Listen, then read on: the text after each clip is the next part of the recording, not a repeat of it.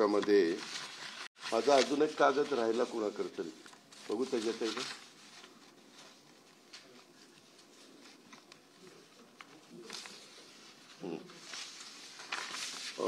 महाराष्ट्रामध्ये जवळपास 9 वर्षानंतर स्थानिक स्वराज्य संस्था मधल्या नगरपालिका आणि नगरपंचायतीच्या निवडणुका लागलेल्या आहेत. साधारण 288 नगरपालिका नगरपंचायतीला मतदान होणार आहे. कार्यक्रम जाहीर झालेला आहे. त्या भागात आचारसंहिता लागलेली आहे.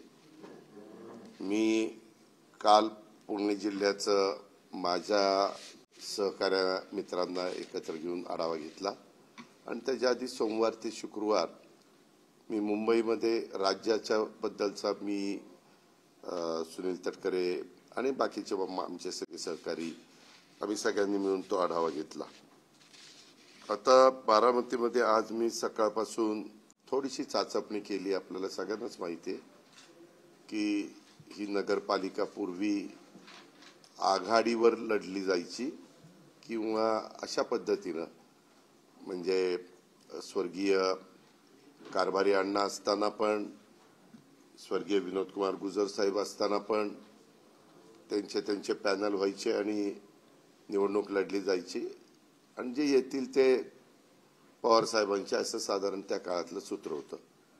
पण ज्यावेळेस बारामतीकरांनी मला 91 साली खासदार केल्यानंतर मी ठरवलं की बाबा आपण पक्षाच्या चिन्हावर किंवा पक्षाच्या नावावर का नाही निवडणूक लढवायची. कारण काय होतं, आघाडीमध्ये तुम्हाला व्हीप बजावता येत नाही, तुम्हाला काही मर्यादा पडतात आणि ज्यावेळेस तुम्ही पक्षाच्या चिन्हावर लोकांना निवडून आणता त्यावेळेस पक्षविरोधी काही गोष्टी झाल्या वगैरे तर त्याच्यामध्ये आपल्याला पुढच्या गोष्टीची कारवाई करता येते. अशा सगळ्या गोष्टीतनं मग मी त्या काळापासून सुरुवात केली आणि मला आनंद आहे बारामतीकरांनी नेहमीच मला साथ दिली. चढ उतार आले गेले वेगवेगळे राजकीय, परंतु सर्वसामान्य बारामतीकर माझ्या पाठीशी खंबीरपणे उभा राहिला हा आजपर्यंतचा माझा अनुभव. त्याच्यामुळे मी स्वतःला समाधानी समजतो. आताही मी निवडणुकीच्या निमित्तानं बारामतीकरांना सांगणार आहे की बाबा मी उद्याच्या 5 वर्षाच्या करता अतिशय चांगल्या पद्धतीनं ह्या शहराचा आणि माळेगाव नगरपंचायतीचा पण कायापालट करून दाखवील. जे काही लोकप्रतिनिधी नगरसेवक नगरसेविका म्हणून निवडून जातात, नगराध्यक्ष म्हणून निवडून जातात, ते त्या भागामध्ये चांगलं काम करून घेण्याची जबाबदारी सर्वस्वी माझी राहील. कारण गेले 35 वर्ष मी तुमच्या सगळ्यांचं प्रतिनिधित्व करतो. अशा सगळ्या गोष्टी मी सांगणार आहे. उद्यापासूनच फॉर्म भरायला सुरुवात होते, परंतु मी अनेकांना आज सांगितलं की बाबांनो, सोमवार मंगळवार बुधवार फॉर्म भरू नका. म्हणजे ज्यांना माझ्या बाजूने फॉर्म भरायचे त्यांना, नाहीतर म्हणाल की बघा अजित पवार तर आता ही हुकुमशाही झाली. ज्यांना माझ्या बरोबर नगरपंचायत किंवा नगरपालिकेमध्ये राहण्याची इच्छा नाही ते स्वतंत्र विचारायचे, त्यांना प्रत्येकाला आपापला फॉर्म भरण्याचा अधिकार आहे. मग ते नगराध्यक्षाचं पद असेल किंवा नगरसेवकाचं पद असेल. म्हणून मी आज माझ्या बहुतेकांना सांगितलं आणि गुरुवारी मी सोमवार मंगळवार माझे दिवस आता मुंबईत जातील कारण मंगळवारी कॅबिनेट असते. तिथली सगळी कामं उरकून बुधवारी मी पुण्याचं सगळं ग्रामीण भाग आणि पुणे शहर आणि ते तिथल्या ज्या काही गोष्टी मला करायच्या त्या चर्चा करायची. पुढचं आपली काय भूमिका लाईन ऑफ ॲक्शन असली पाहिजे वगैरे वगैरे त्या सगळ्या गोष्टी. कारण मी काहींना आज मीटिंग घ्यायला लावल्यात, उद्या मीटिंग घ्यायला लावल्यात, तर तो सगळा रिपोर्ट मला येईल आणि तो बुधवारी मी ते सगळं संपवील. आणि गुरुवारी मात्र मी बारामतीला सकाळी 7 वाजता राष्ट्रवादीमध्ये भवनमध्ये बसून जे माझ्यातर्फे माझ्या नेतृत्वाखाली फॉर्म भरू इच्छित आहेत त्यांच्या मुलाखती घेणारे नगराध्यक्षाचे जेवढे उमेदवार असतील त्यांच्या, फक्त नगराध्यक्षाचे जेवढे उमेदवार आहेत त्यांच्याच मुलाखती होतील आणि नंतर नगरसेवकांच्या मुलाखती होतील. त्या दुपारपर्यंत मी संपवल्यानंतर तिथं कार्यकर्ते जमणारच. नंतर माझी एक मी मेळावा घेईल आणि त्या मेळाव्यामध्ये साधारण काय माझं मत आहे ते मी माझ्या कार्यकर्त्यांना आणि माझ्याकडे इच्छुक असणाऱ्या सगळ्या उमेदवारांना सांगेन. आणि दुपारी 1 वाजता नगरपंचायत माळेगावच्या नगराध्यक्षांचे इच्छुक उमेदवारांची मुलाखती घेईल आणि नंतर बाकीचे प्रभाग जिथले आहेत त्यांच्या मुलाखती घेईल. 17 प्रभाग मला वाटतं तिथं आहेत. तर ते झाल्यावर त्यांचाही मेळावा घेईल. असं साधारण माझा गुरुवारचा दिवस मी ठरवलेला आहे. आणि 10 तारखेपासून फॉर्म भरायचे असले तरी रविवारचा दिवस फक्त फॉर्म भरता येणार नाही असं त्यांनी सांगितलेलं आहे निवडणूक अधिकाऱ्यांनी. म्हणजे सोमवार, मंगळवार, बुधवार हा माझ्या सहकाऱ्यांना ज्यांना माझ्या बाजूने फॉर्म भरायचा आहे त्यांना फॉर्म भरता येणार नाही. पण गुरुवारी झाल्यावर शुक्रवारी, शनिवारी आणि पुन्हा सोमवारी असे 3 दिवस फॉर्म भरायला राहत आहेत.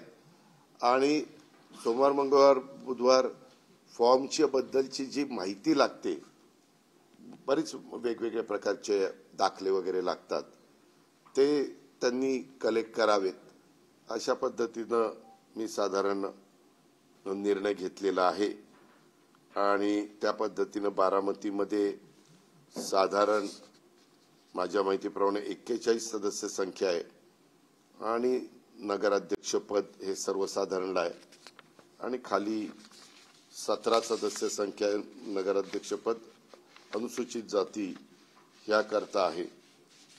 हे एक आपल्याला सगळ्यांना सांगायचं होतं.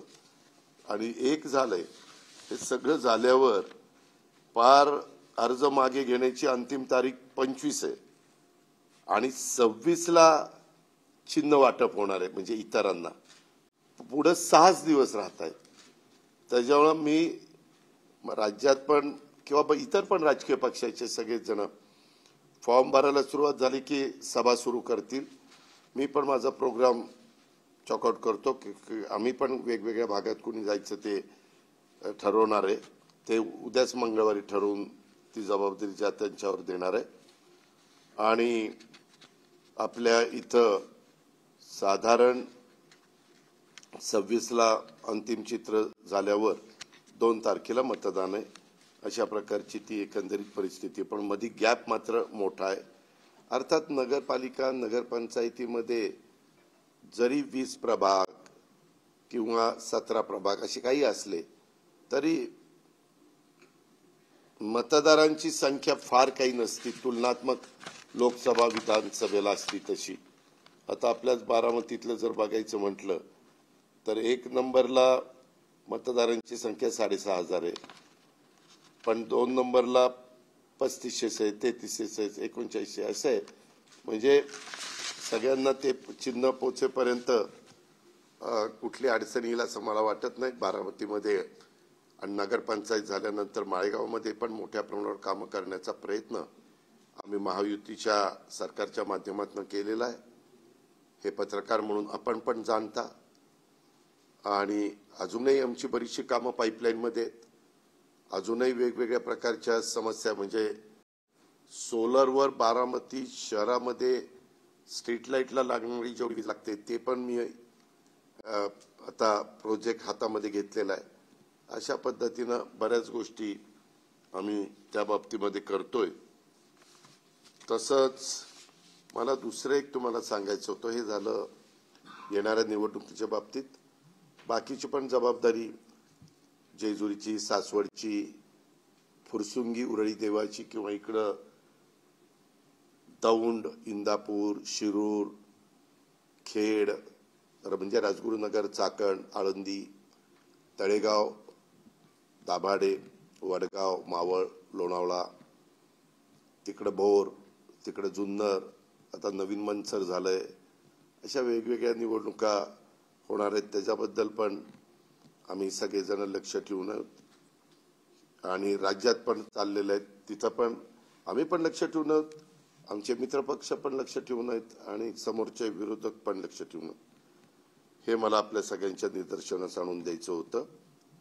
दुसरं, मधल्या काळामध्ये काही घटना घडल्या त्याच्याबद्दल स्पष्टपणे मी माझी भूमिका मांडली आणि त्याच्याबद्दल इन्क्वायरी पण सुरू झाली, FIR पण दाखल झाली ज्यांच्या सह्या आहेत त्यांच्यावर, आणि चौकशी पण सुरू केलेली आहे. 1 महिन्याची मुदत मुख्यमंत्री महोदयांनी दिलेली आहे आणि त्यावेळेस सगळं वस्तुस्थिती काय ती जनतेच्या समोर येईल.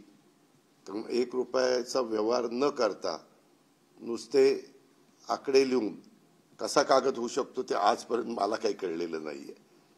आणि त्याच्यामुळे मी पण आश्चर्यचकित झालो की असं कसं, ज्या रजिस्टर ऑफिसच्या व्यक्तींनी हे नोंदणी केली त्यांनी कशामुळे ही नोंदणी केली, काय त्याला असं घडलं की त्यांनी चुकीचं काम केलं, अशा सगळ्या गोष्टीचा वस्तुस्थिती आपल्याला महिन्यांनी कळेल. कारण सगळे चांगले अधिकारी मुख्यमंत्री महोदयांनी त्या कमिटीवर नेमलेले आहेत. ते सुरू झाल्यावर पत्रकार मित्रांनो काय होतं, निवडणुका जवळ झाल्या की आमच्यावर आरोप सुरू होतात कुठनं तरी काहीतरी. मागेही तुम्हाला आठवत असेल की असाच 2009ला का 8ला 70,000 कोटीचा आरोप झाला. त्याला 15-16 वर्ष झाली, परंतु त्याच्यातनं काहीही कुणी पुरावे देऊ शकले नाही, काही होऊ शकले नाही. पण बदनामी तर आमची होती. कुणी पण उठायचं, ते असं झालं तसं झालं. अलीकड मीडियामध्ये बोलताना वेगवेगळे प्रवक्ते बोलतात, ते पण त्याच्यामध्ये एक करतात. शेवटी चुकीचं कुणाकडनं घडलं आणि त्याच्यामध्ये काही त्याच्यावर आरोप झाले तर एक वेळ आम्ही समजू शकतो. परंतु सकाळपासून रात्री उशिरापर्यंत लोकांची कामं करायची, पारदर्शकता कशी राहील ते बघायचं, नियमाला धरून करायचं, संविधानाने सांगितलेल्या सगळ्या गोष्टीचा आदर करायचा, घटनेचा कायद्याचा पूर्णपणे कुठेही तिथं चूक होणार नाही हे बघायचं. आणि ते झालं की लगेच बारामतीतल्या कुठल्या जमिनीचं काढायला लागले. माझं तुम्हालाही सगळ्या पत्रकार मित्रांना आव्हान आहे, मी माझ्या राजकीय कारकिर्दीला सुरुवात केल्यापासून मी कधीही माझ्या हातनं कुठली चुकीची गोष्ट होऊन देत नाही. आणि मी मागेही 2-3दा एकदा मुंबईला सांगितलं, पुण्यामध्ये सांगितलं, आता तुमच्या इकडे सांगतो की माझ्या नावाचा वापर करून माझ्या जवळचे नातेवाईक असतील, लांबचे नातेवाईक असतील, माझे जवळचे कार्यकर्ते असतील, माझ्या जवळचे सहकारी असतील, माझ्या जवळचे अधिकारी असतील, त्यांनी जरी कुणी काही सांगितलं, त्यांनी तर सांगूच नाही, पण यदा कदाचित काही सांगितलं तर ते नियमात नसेल तर अजिबात संबंधित अधिकाऱ्यांनी त्या कामात करता कामा नये. अजिबात कुठलाही दबावला ते बळी पडता कामा नये, हे मी स्पष्टपणे सगळ्या माझ्या क्लास 1, क्लास 2, क्लास 3 या सगळ्या अधिकाऱ्यांना पण आवाहन करतो. आणि IAS IPS ऑफिसर जे कोणी वरिष्ठ अधिकारी आहेत त्यांना पण सगळ्यांना आवाहन करतो. आता पत्रकार मित्रांनो, तुम्हाला माहिती आहे, बारामती तालुका खरेदी विक्री संघ मेडत इथं गट क्रमांक 414/1 जमिनीच्या बाबत काहीतरी आरोप झाले. मी त्याही वेळेस सांगितलं की जे आरोप झाले त्यांनी कागदपत्र तपासावीत, त्याच्यात जर चुकीचं झालेलं असेल तर संबंधितांच्याकडे तक्रार करावी, संबंधितांनी त्याची चौकशी करावी, कायद्याच्या नियमाच्या अधीन राहून, आणि चौकशी करून सत्य लोकांच्या समोर आणावं. आता ही 25/3/1994 रोजी जिल्हाधिकारी पुणे यांनी तहसीलदार कार्यालयामार्फत जमीन मिळणेकामी खरेदी विक्री संघाने प्रस्ताव दिला होता. कधी? 94 साली. नंतर 4थ्या महिन्यात म्हणजे पुढच्याच मार्चला प्रस्ताव दिला. एप्रिलला ग्रामपंचायत मिळत होती, त्यांनी शासकीय जागा मिळवा, ठराव मिळावा असं मागणी आम्ही म्हणजे संघाने केली. 15/4ला विषय नंबर 7 मध्ये ती 5 एकर जागा देण्याबाबतचा ठराव झाला. कारण ग्रामपंचायतीच्या हद्दीत जागा पाहिजे असेल तर त्यांचा ठराव लागतो. 11/5/94ला 2 महिन्यांनी त्याची सर्व कागदपत्रांची पूर्तता करून प्रस्ताव जिल्हाधिकाऱ्याकडे सादर झाला. तहसीलदारांनी काही प्रस्तावातील त्रुटी पूर्ण करण्याबाबत पत्र संघाला दिलं. संघाने ते सगळं काही नीटनेटकं केलं, त्या त्रुटी पूर्ण केल्या आणि साधारण त्यांनी पर्यायी जागा उपलब्ध करून देण्याबाबत तहसीलदारांचे पत्र संघाला मिळाले. शासन आणि कागदपत्रांची पूर्तता मेढ्यात येथील जमिनीच्या बदल्यात 5 एकर जमीन उपलब्ध करून देण्याबाबत कालावधी गेला आणि 22ला पुन्हा 2001ला ही मेढत गावातील गायरान जमीन संस्थेच्या व्यवसायासाठी देण्याकरता शिफारस पत्र आलं आणि तशा पद्धतीनं ही जमीन माझ्या माहितीप्रमाणे त्याची किंमत त्यावेळेस ठरवली 2003ला बरं का, 1.5 लाख रुपये. तुम्हालाही माहिती आहे की त्यावेळेस जमिनीचा दर काही एवढे नव्हते तिकडच्या, आणि तिथं तर मला वाटतं कमरे एवढा खड्डा होता. म्हणजे मी नंतर कितीतरी मुरुम टाकून ते सगळं भरून घेतलं, संघाला मदत केली होती मी त्यावेळेस. आणि त्याच्या संदर्भामध्ये मग त्यांनी ताबा पावती 2003ला 5व्या महिन्यात दिली संघाच्या नावाने. म्हणजे मागणी केली 94/3ला, मार्च 3ला, आणि झालं 2003ला. म्हणजे 9 वर्ष त्याला गेली. आणि त्याच्यानंतर मग ते एनए, आता एनएच्या बद्दल तर आम्ही निर्णय घेतला, आता एनए काढूनच टाकलं. त्या एनएच्या बद्दल एवढ्या तक्रारी यायच्या, आता एनए प्रकरणच ठेवलेलं नाही राज्य सरकारने. आता 2020 मध्ये मला असं वाटलं की तिथं आता जरा पंप करावा, कारण बारामती वाढली, एक गोडाऊन करावं, मंगल कार्यालय करावं, असं काय काय काय काय आमचं ठरलंय. तशा पद्धतीनं झाडं लावली, बाकीच्या सगळ्या गोष्टी केल्या, पण त्याचंही काहीतरी काढलं होतं म्हणे. माझी विनंती आहे की जर त्याच्यामध्ये पुरावे असतील, कागदपत्रांचे सगळे दाखले असतील आणि चुकीचं झालेलं असेल तर जरूर चौकशी झाली पाहिजे. कारण हे कायद्याने नियमानं चाललेलं सरकार आहे आणि यंत्रणेने तशाच पद्धतीचं काम केलं पाहिजे. पण आता बऱ्याच कुठल्या कुठल्या जमिनी काढतात आणि यांच्या नातेवाईकांनी असं केलं, यांच्या स्वतः अजित पवारांनी असं केलं. मी कालही चुकीचं कुठलं केलं नाही, आजही केलेलं नाही, उद्याही करणार नाही, एवढंच मला सांगायचं. त्याच्याबद्दल मुख्यमंत्री देवेंद्रजी, तसंच एकनाथरावजी, तसंच सुनील तटकरेजी, रवींद्र चव्हाणजी आणि काही एकनाथरावांनी ज्यांना चर्चा करण्याचा अधिकार दिला ते कदाचित उमेश सामंत आणि काही कोणी असतील, यांच्या संदर्भातली याची चर्चा होईल. आम्ही एक सांगतो की बाबा सगळ्यांनी एकत्रपणे राहून लोकांच्या समोर गेलं पाहिजे. पण मागे आम्ही 15 वर्ष आघाडीमध्ये काम केलं त्यावेळेस जो तो पक्ष जिथं त्याची ताकद असेल तिथं स्वतंत्र लढण्याचा प्रयत्न करत असतो.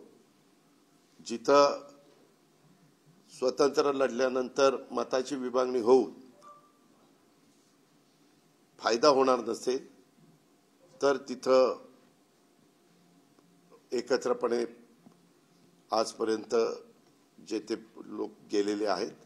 आताही आमचा प्रयत्न चाललेला आहे की मताची विभागणी न होता, जसं आमचं एनडीएचं सरकार केंद्रात आलं, राज्यामध्ये युतीचं सरकार आलं, तसं चांगल्या पद्धतीनं विकासाची कामं होण्याच्या दृष्टिकोनातनं त्या त्या भागामध्ये जनतेने महायुती सध्या सत्तेवर असल्यामुळं महायुतीला सहकार्य करावं. शेवटी तो जनतेचा अधिकार आहे.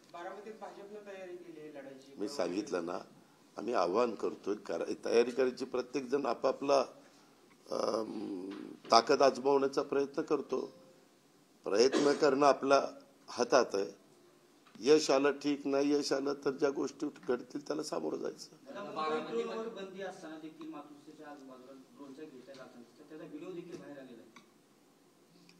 हे तपासाचा भाग आहे. त्याची तक्रार पोलीस खात्याकडे केली पाहिजे. पोलीस खातं याच्यावर कंट्रोल करतं. माहित नाही, मी काही नजर ठेवली नाही.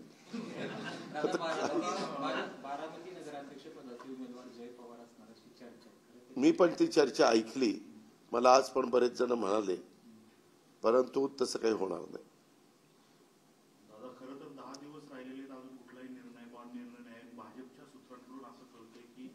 कशाला 10 दिवस राहिले? तिथल्या स्थानिक परिस्थितीनुसार ज्या त्या परिस्थितीनुसार आघाडी करा असं भाजपने बैठकीत सांगितलेलं आहे. तर अजून कुठलाही मी आपल्याला पहिल्यांदाच सांगितलं की हे राज्याच्या स्तरावर हे जिल्ह्यात सोडून जिल्ह्याला तालुक्याला तिथली राजकीय परिस्थिती प्रत्येक ठिकाणची वेगळी असते. तिथं अधिकार दिले जातात. आता महायुती आहे. एखाद्या ठिकाणी आमच्या 3 पैकी एखादा पक्ष स्ट्रॉंग असेल तर त्यांनी आपल्या मित्र पक्षांना त्यांच्या साधारण एक समाधान होईल किंवा एक व्यवस्थितपणे सन्मान होईल. समाधान म्हणण्यापेक्षा सन्मान होईल अशा पद्धतीने जागा वाटप झाल्या तर मग प्रश्न येत नाही. अर्थात तो ज्याचा त्याचा अधिकार. आणि नेहमीच मतदान 2 तारखेला आहे, 2 डिसेंबरला, आणि आज तारीख 9 आहे. अजून बराच दिवस आहे. नगरपालिका किती असती, नगरपंचायत किती असते तुम्हाला माहिती आहे. महानगरपालिकेला मोठ्या असतात, जिल्हा परिषद मोठ्या असतात. नाही, बदनाम नाही, तसं नाही. अश्लील प्रकरण निघतात. आता ह्याही प्रकरणात तुम्ही जर तसं बघितलं तर ह्या प्रकरणाचा कागदच होऊ शकत नाही. हे आकडे तुम्ही 300 कोटी 1800 कोटी वगैरे जे काही आपण बघितलं, 1 रुपया कुणाला दिला नाही आणि काही नाही, त्याच्यात काय अर्थच नाही ना. पण आता मी जास्त त्याच्याबद्दल बोलण्यापेक्षा चौकशी उद्या, चौकशी झाल्यावर सत्य बाहेर येईल. मी मांडली, त्याच्या बापाने मांडली ना.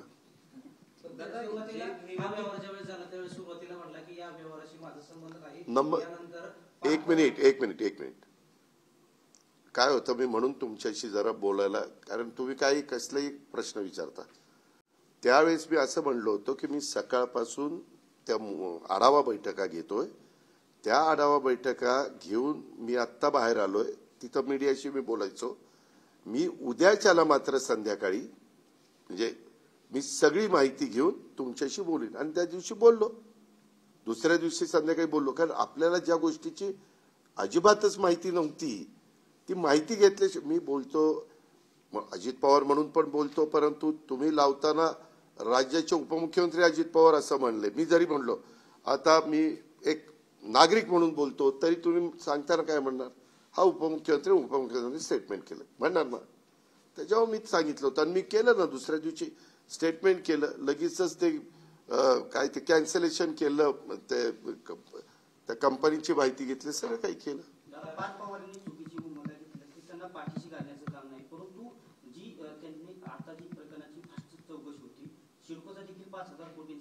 मला त्याबद्दल काय बोलायचं नाही.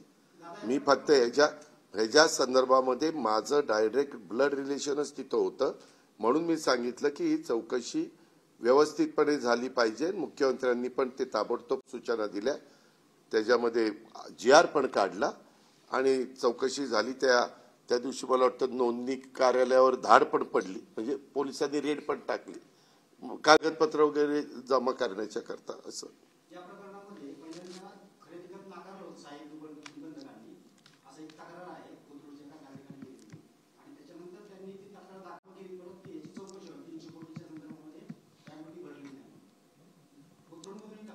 मी आपल्याला सांगू का साहेब, मी काय मगाशी म्हणलं, ह्या राज्याचं ACS additional chief secretary revenue आणि राज्याच्या 12 कोटी जनतेच्या मुख्यमंत्र्यांनी सूचना केली की त्यांच्या अध्यक्षतेखाली चौकशी करायची आणि काय काय त्या चौकशीमध्ये आलं पाहिजे हे सगळं सांगितलं. पुन्हा तेच विचारताय तुम्ही.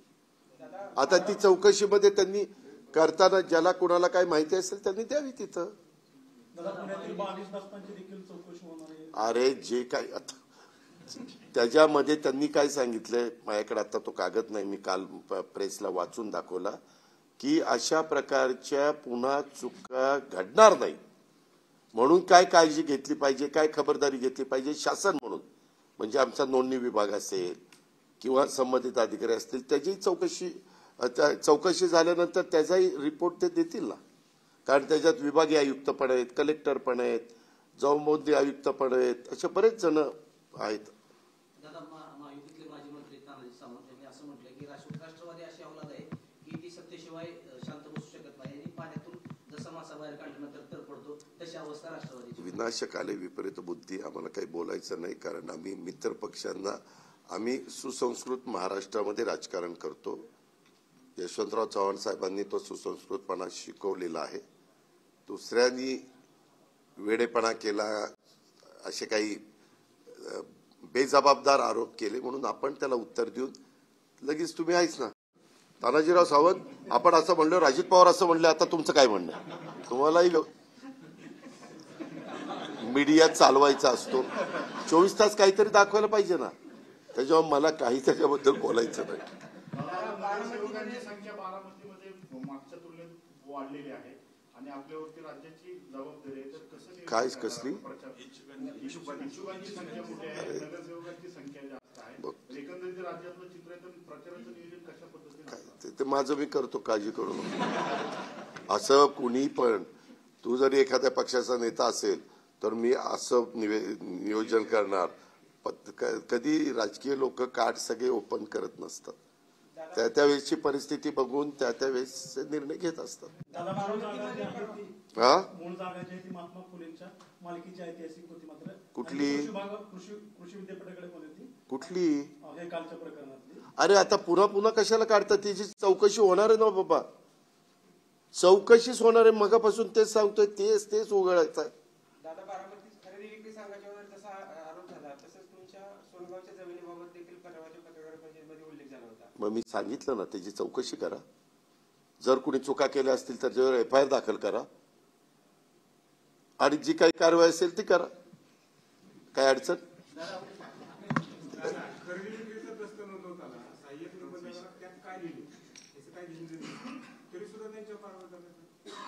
मला माहित नाही बाबा, कुठलं विचारतोय तू?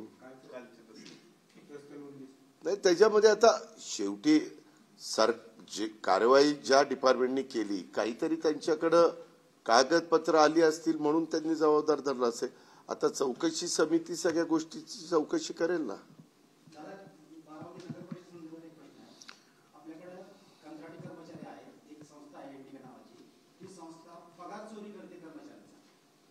तक्रार करा. आता आचारसंहिता लागली, त्याच्यावर आता काही सांगितलं तर आचारसंहितेच्या काळात मतं मिळवण्याच्या करता अजित पवारांनी सांगितलं, डोक्याला ताप नको तिथं. नाही मग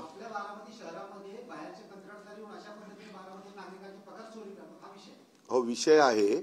आता मला त्याची चौकशी करता येणार नाही. ती चौकशी करायची म्हटलं तर चीफ ऑफिसरला विचारावं लागेल. आता आचारसंहिता सुरू झालेली आहे. हे सगळं जानेवारीमध्ये संपल्यानंतर आपण एकदा या, मला भेटा, आपण संबंधित अधिकाऱ्याला बोलू आणि चौकशी करू.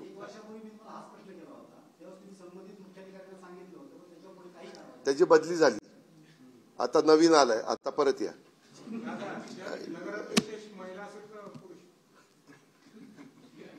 अजून मुलाखती घेतलेल्या नाही. मुलाखती घेऊन कोण कोण इच्छुक आहे, नक्की मनापासून कोण इच्छुक आहे, त्यांचं मागचं साधारण कामकाज कसं त्यांनी आतापर्यंत केलंय, काय सामाजिक कामं केलीत, काय जनमानसामध्ये त्यांना सपोर्ट मिळतो वगैरे वगैरे, ह्या सगळ्या गोष्टी तपासल्या जातील, पाहिल्या जातील, समजून घेतल्या जातील. मग मी निर्णय घेईन. नगरपालिकेच्या इलेक्शनात 2 राष्ट्रवादी पवार साहेब अरे पहिल्यांदा मुलाखती तर घेऊ दे, मुलाखती घेऊन मग ठरवणार ना. दादा, यावेळेस नवीन चेहऱ्यांना बऱ्यापैकी संधी मिळेल का? मुलाखती घेतल्यानंतर त्या मुलाखतीमध्ये म्हणजे प्रश्नाची जाण असणारे उत्तर व्यवस्थितपणे. आज पण काही जण आले, काही प्रश्न विचारले तर काही सांगता आलं नाही त्यांना. काही म्हणजे नाही, तुम्ही तिकीट द्या, निवडून आल्यावर करतो दादा सगळं. काय प्रभागामध्ये नगरसेवक 5-5 वर्ष तोंड दाखवलेले नाही, ते राष्ट्रवादीचे देखील आहे. नागरिक म्हणतात का कुणीच मन कवडा नसतो. उद्याच्याला अनेक खासदार, आमदार, लोकप्रतिनिधी निवडून जातात. ते पुढे 5 वर्ष चांगलंच काम करतील असं कुणी खात्रीने सांगू शकतं का? नाही.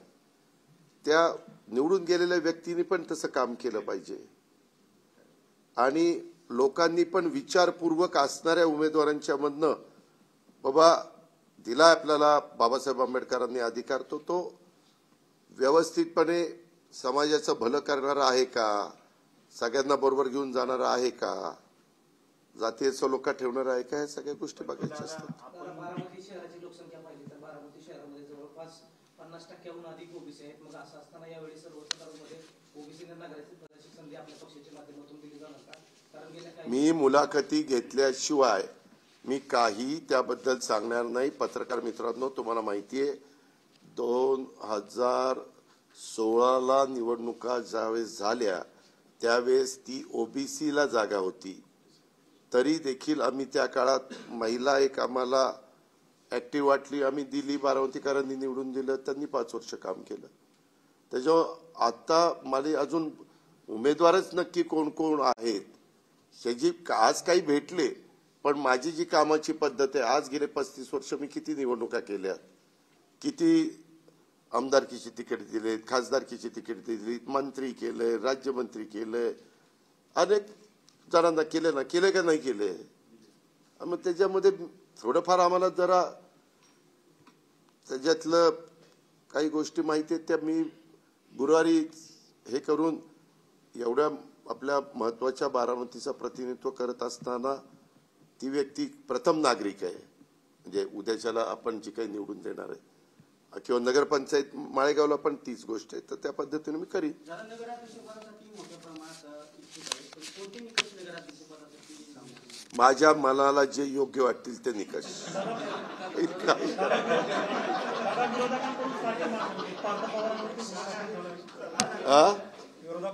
एक मिनिट ऐक ना तू.